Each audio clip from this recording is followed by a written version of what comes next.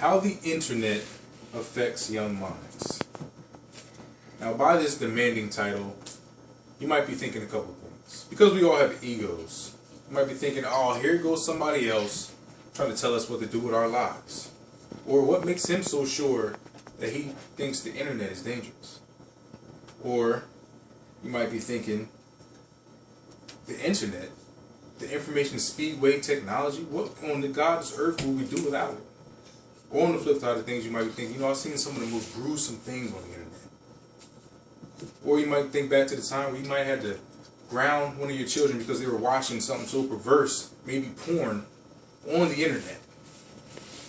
Or you might be could never forget that instant where you seen that one girl commit suicide on the internet. Now, by show of hands, how many of us here are raising children that can access the internet by themselves? We have something in common.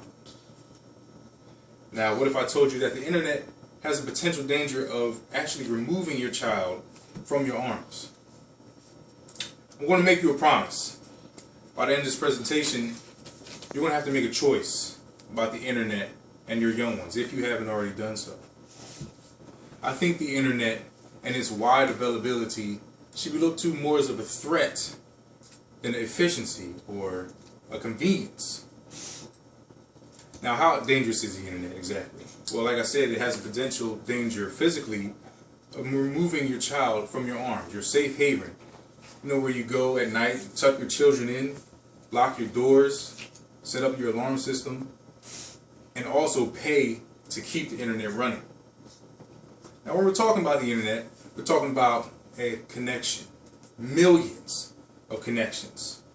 Connections to organizations, businesses, but also people. People who can hide their identity. People can hide their identity, and they might be drug dealers, sex traffickers, killers, murderers, kidnappers. They could be anything they want to be. And their main goal is to first attract your children when they're talking to them, and then to lure them, and then to snatch them right under the nose of that expensive, state-of-the-art alarm system you had just installed. And they're doing this to about 1 in 25 children who access the internet by themselves. All of them. About 1 in 25. Now, kidnap, of course, is devastating. I hope I never have to go through it.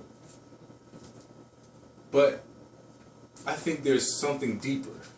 There's something deeper, and there's something more scarier than kidnap itself. And that's the mental upbringing of our children. And the internet today is having an effect on it. Today, when you access the internet, you click on Internet Explorer, you can access millions of different things easily, no matter what age you are. You can easily click on the internet, go to the internet and explore, then click on yes, I am 18 years or older. That's how they do their security, by a click. Now, when you look at the internet, these videos, what you can view things. You can view things like violent beatings, real-time death, verbal disrespect, sexually suggestive fads, twerking, or what I like to call it, stripper training. And why I call it this is because, first of all, the dance that they do, it can only resemble what is done at the strip club. Or it could be what a wife does to reward or treat her husband. But both are behind closed doors. Internet has opened up a vast majority of viewers to this act that's done behind closed doors. I don't think I've seen a strip club with any windows. But now the internet is opening up the window. And who's viewing it? Our young ones. Our girls.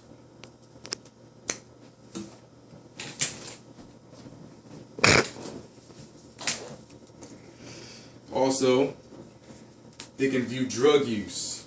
They can view death, real-time death, heads chopped off, people being electrocuted. Most of these things are on the internet today and have been for years. Now imagine your child away from your home, not where your internet is secure and they can't view so many things as suggestive of the things I just mentioned, but they're over their friend's house where they don't share the same values. Now, while they're over there and they're viewing these things, they're laughing and joking, playing around, making fun, poking fun. What they're doing is making fun.